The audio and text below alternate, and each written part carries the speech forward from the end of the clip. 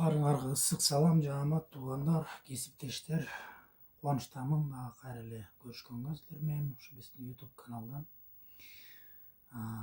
Адегенде ыраазычылыгымды билдиргим келет силерге. Рахмат силерге берип аткан комментарийлерге, суроолорго. Колуман келгенче ошо суроолорго да жооп кайтаргандай болуп атам. Мындан ары деле суроолорду бере бергиле. Колуман келгенче билген суроолорго жооп бере берем. Катталып атасыңар каналга, ада эле чоң иш, анткени канал жылып атат. Туугандарыбыз таап ушул каналды YouTube'дан билим алып атышат тахограф жөнүндө. Эми айта кетиш керек, Европада азыр эрежелер өзгөрүлүп атат, тахограф жөнүндө дагы башка эрежелер ишке ашып атат. Ошондуктан биз барып Европага барып иштегенде ийгиликтүү, пайдалуу иштеш үчүн тахографты жакшыраак, тереңирээк билишибиз керек. Кандай иштейт, принципи кандай тахографтын иштегени, кандай эсептейт, эмнелерди эсептейт, чтобы штрафтарга илинбеш үчүн да, анткени штрафтар деле күчөп атат да, көп болуп атат да, еврого алганда. Анан ошол тахографты мындай айта кетсем, санаганда эсептейт да биздин кыймылыбызды. Бүт жылдык, мисалы үчүн ишке чыктык, ошондон баштап эле тахограф эсептеп баштайт. Эсептегенде жалпы жонунан алганда тахограф бүт сандардын тегерегинде эсептейт экен да. Анткени мынакей көрүп тургандай, силер эле көрүп тургандай 5 мүнөт мисалы үчүн. 5 мүнөт деген ал сан 5. 15 мүнөт деген 15, 30, 45 бүт эле сандарда. Анан ошол сандарды биз мисалы үчүн изилдеп, эстеп алсак, жакшыраак ойлонуп, ушул сандар тахографтын кайсы эрежесине байланып атат депчи. Ошондо бизге жеңилирээк болот тахограф менен иштеш. Бара уже тез арада эле тахографка көнүп калабыз да, анан иштеп кетебиз. Нарушение кылбай, штрафтарга илинбей, ийгиликтүү иштеп кете алабыз да. Ошон үчүн азыр менин сунушум ошо сандарды изилдеп көрөлү. Эми сандарды бөлгөндө мен 3кө бөлдүм. Тахографтын сандары 3кө бөлүнөт экен. Ал деген биринчи минуттар, силер көрүп аткандай тактайчада минуттар. Анан сааттар, анан суткалар. Беле 3кө бөлүп туруп, анан минуттарды изилдеп көрөлү. Эми силер көрүп аткандай мынакей 5 мүнөт.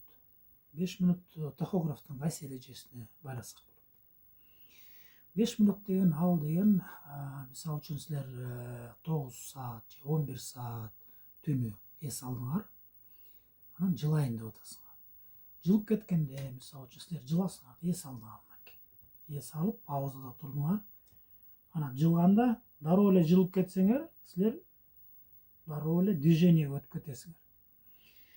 Анан текшерип калса, тиги транспортниктер, бактар текшерип калса, же полиция текшерип калса карточканычы, алар көрөт да. Силер 9 саат эс алып турсуңар да, анан кийин дароо эле эс алгандан кийин эле туруп алып эле жылып кеткен турбайсыңарбы депчи. Эреже боюнча водитель, любой водитель эмне кылыш керек? Ал деген 9 саат, 11 саат эс алгандан кийин эртең менен турат дагы, анан кийин балкачага коет. Балкачадан эмнени билдирет? Балкача деген ал силер чыгып алып айдабайсыңар, эс албайсыңар, ожидание эмес, бирок балкача. Силер эмне кылып атасыңар? Прочие работы деп коет. Башка иштер, майда чүйдө иштер да. Бирок силер иштеп атасыңар. Силер эс алган жоксуңар. Эмне керек ошол иштерге, майда чүйдө иштерге? Ал деген тегерекчи машинени чыгып алып, обход кыласыңар, тегерек четин карайсыңар. Анткени окуялар, ошондойлор случайлар болот. Түнү же солярканы куюп кетишет, бакты ачып, же запасканы колдогандар бар, же болбосо тентти кесип, тиги хулигандар, бандиттер ичин карайт. эмне бар экен, баалуу нерсе болсо, тонойт баалуу болсо кетип калышат. Тенттерди кесилет да иш кылса. Ошон үчүн обход кылыш керек да. Ошол обходко убакыт кетет. Минимум 4-5 минут бериш керек ошол обходко.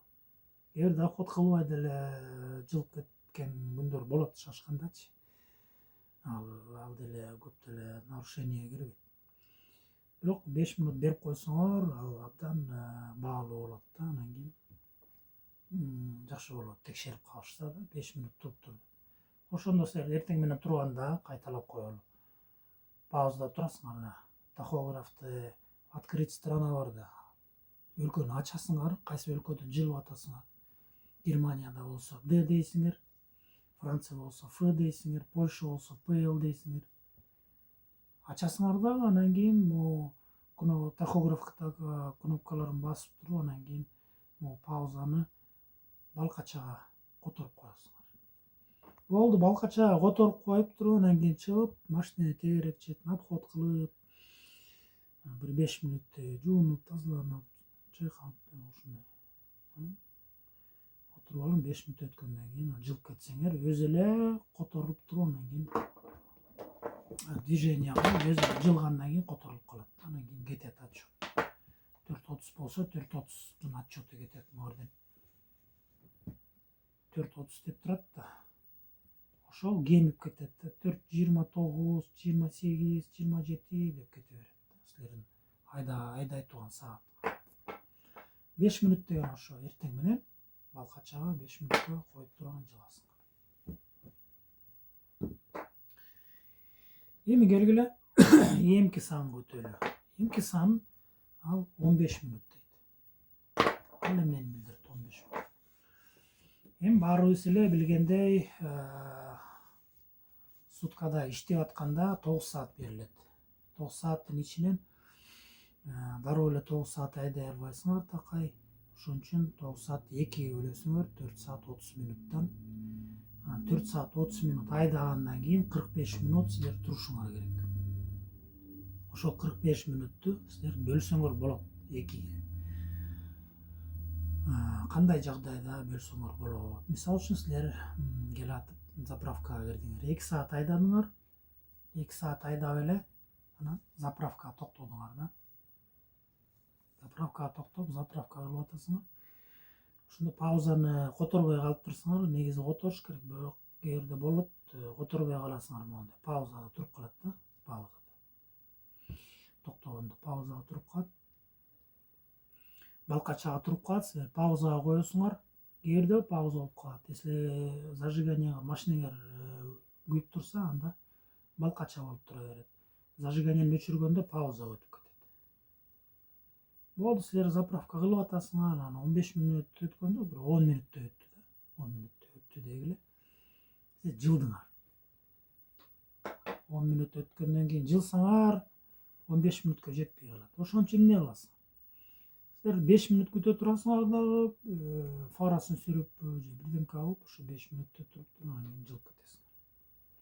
Ошондо силер 15 минут, тахограф 15 минуттан көбүрөөк туруп койсоңор паузада, тахограф ошол 15 минутту эсептеп калат.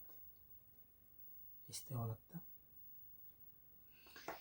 Эстеп алды, силер кеттиңер, андан ары айдап баратасыңар. 2 саат жылдыңар.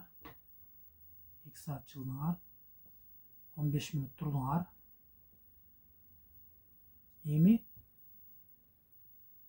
эсептей берет 2 саат 10, 2 саат жарым, 3 саат деп анан кийин 4 саат келгенде силер билесиңер да, уже паузага туруш керек. Деп парковка издеп туруп анан кийин турасыңар пауза. Ошондо паузага турганда 45 минут эмес. 30 эле мо жетпеген, 45ке жетпеген 30 минут туруп коесуңар. Болду. Баш аягы чогуу 45 минут. Ошондо силерге тахограф дагы 4 саат 30 минут берет.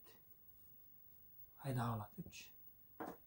Болду, ошентип 2-ге бөлүп койсоңор болот да. Жана заправкада 15 минут турган убактыңар тикке кетпейт да, четке кетпейт. Пайдаланып каласың. 15 минут дегенди ошо.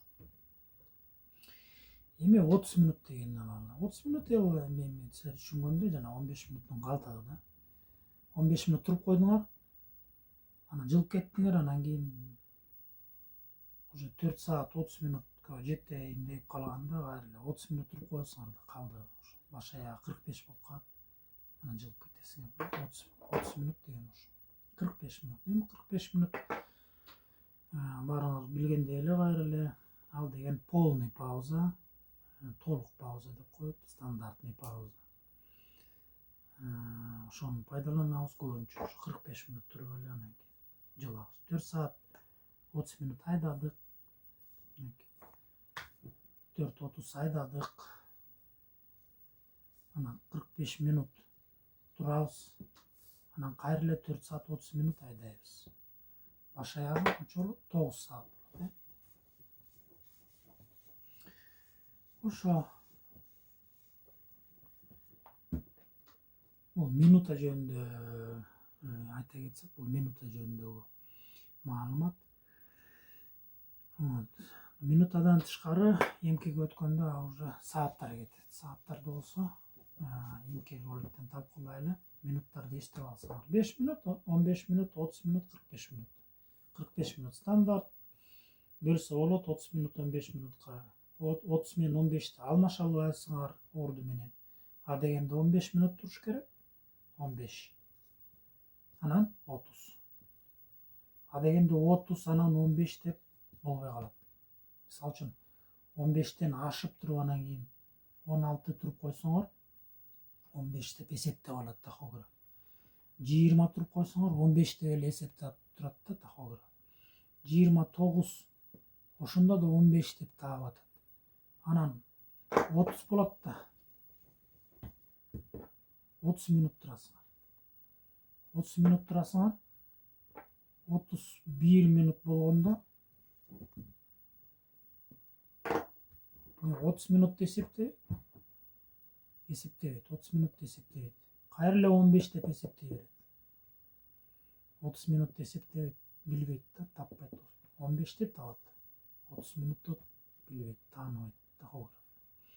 Ошон үчүн алмашпагыш керек. А дегенде 15, анан 30 минут туруп коюш керек.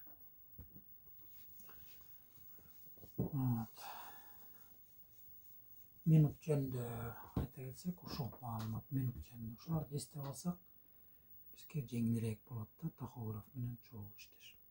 Ушу билиш керек да. Жеңил болот бизге. Рахмат силерге. Эмки роликте азыр эле улантабыз, кайра эле саат жөнүндө улантабыз.